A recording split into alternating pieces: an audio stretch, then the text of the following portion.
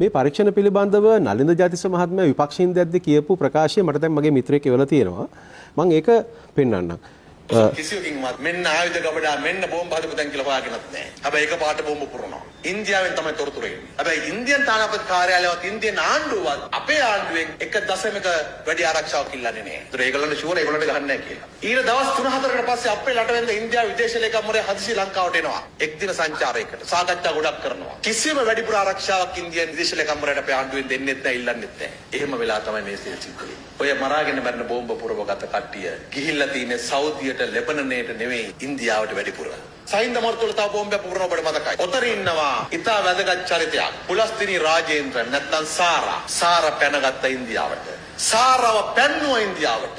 මේ ප්‍රහාරයේ ප්‍රබල සාක්ෂිකාරියක් සාරා. දැන් හරිනම් අපේ ආණ්ඩුව ඉල්ලන්න ඕනනේ අපිට සාරා දෙන්න කියලා. ආණ්ඩුව ඉල්ලන්නේ නැහැ ඉන්දියාව දෙන්නේ නැහැ. ඉන්දියාව වැඩේ කරලා ජාතික ආරක්ෂාව අනතුරේ කියලා පරිසරය හදලා දුන්නා. අන්න ඉන්දියාවේ වැඩේ. ඔය පරීක්ෂණ කොමිසම කිසියකින්වත් මේ ඉතින් මහමොලකරු කවුද කියලා කියන්නේ නලින්ද ජයතිස්ස කැබිනට් ප්‍රකාශකම කියලා ඉවරයි. මොකද ඇත්තටම නලින්ද ජයතිස්සගෙන් ප්‍රකාශ සටහන් කරගත්තා නම් හරි එතුමා හරියටම කියයි තවත් සවිස්තරාත්මකව. හරි දැන් මේවා මේ හොඳ වෙලාවට මේ ඩිජිටල් මේවා තියෙනවානේ. එතකොට පුලස්තිනි පිළිබඳ කතාව දන්නවනේ. අපි පාර්ලිමේන්තුවේ කීසරයක් මේ කතාව කියලා තියෙනවා. ඒතකොට දැන් සාරා ජස්මින් එතකොට එයා නැත්නම් පුලස්තිනිව දැන් මේ ආණ්ඩුව ඉල්ලුවද? දැන් මේ ආණ්ඩුව පහුගිය දවස් අපි ඔය නියෝජ්‍ය ආරක්ෂක ඇමතිවරයා සම්බන්ධව තිබිච්ච විවාදයේදී පාර්ලිමේන්තුවේ සභාව කල් තැබීමේ විවාදයේදී අපි මේ කරුණු පෙන්වලා දෙනකොට කිව්වා සාරා ජස්මින් මැරුන්නේ නැහැ කියලා. හරි?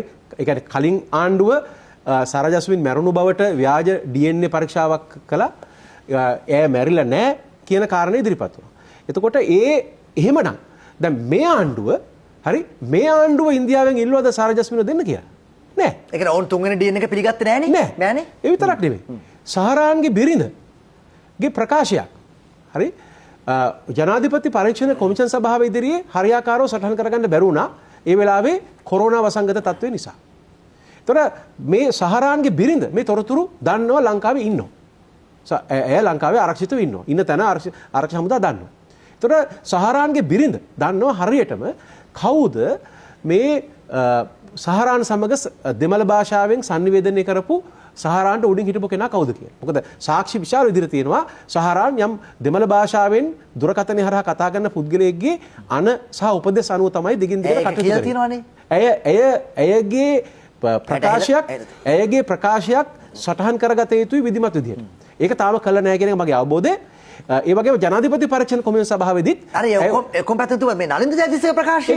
නලින්ද ගොඩක් දේවල් දන්නවනේ. දැන් නලින්ද දන්නවා. එතකොට දැන් නලින්ද හරි ඔය පාර්ලිමේන්තුවේ ඉන්න මැති ඇමතුරු හරි ජනාධිපති හරි මේ ඔක්කොම එක කණ්ඩායමක් නේ. ඒගොල්ලෝ අපි අරයා දන්නවා මෙයා දන්නේ නැහැ කියන්න බෑනේ.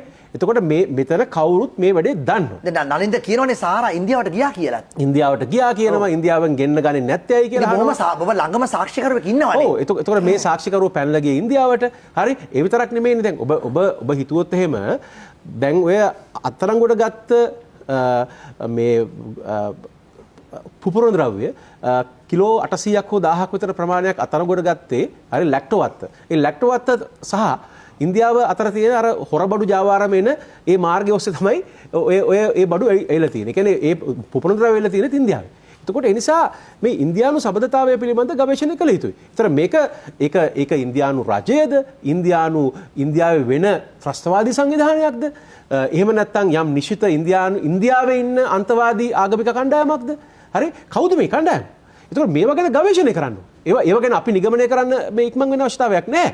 හැබැයි දැන් රටේ මේ වෙලාවේ ඉන්න ප්‍රබලම පාර්ලිමේන්තුවේ දෙවෙනියා නලින්ද ජයතිස්ස ඇමතුමා මේ ආණ්ඩුවේ ඉන්න ප්‍රධානියෙක් මේ ප්‍රකාශ කරලා තියෙනවනේ. ඔබත් ඒක පිළිගන්නව නේද? දැන් ඔහු කියන ප්‍රකාශය ඔබත් පිළිගන්නවනේ ඉන්දියානු සම්භවයේ මේක සම්බන්ධයෙන්. ඒක ඔත්තුසේවා දැන් අපිට මේ ප්‍රහාරය පිළිබඳ මේ ප්‍රහාරය පිළිබඳ අපිට තොරතුරු ලැබුණේ ඉන්දියාවෙන් බව ඉන්දියානු ඔත්තුසේවා වලින් බව අපිට දැනටම ඉදිරිපත් වෙලා තියෙන සාක්ෂි වලින් තියෙනවා. ඒක අපි කවුරුත් දන්න දෙයක් නේ. දැන් අහන්නේ අපි අහන්නේ ඒක නෙමෙයි. අපි අහන්නේ නලින්ද සහ ඔබ ඉන්නේ එක ස්ථාවරයකද කියන එක. නලින්දයි මා එක ස්ථාවරේ ඉන්නවද කියන අපි දෙන්න මේ ගැන කතා කරලා නැහැ.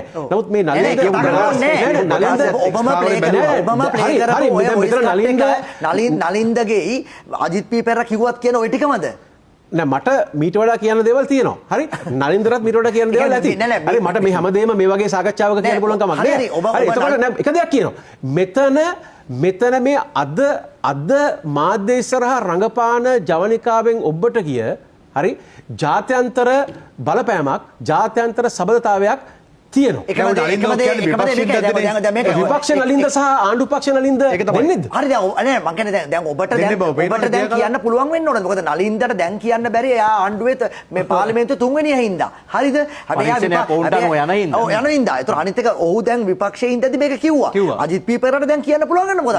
අජිත් පී පෙරේරා දැන් ඉන්නේ නලින්ද ඔය ඔබ ප්ලේ කරපු වොයිස් කට් එක තියෙනම ඒ විකට් එක තමයි ඉන්නේ.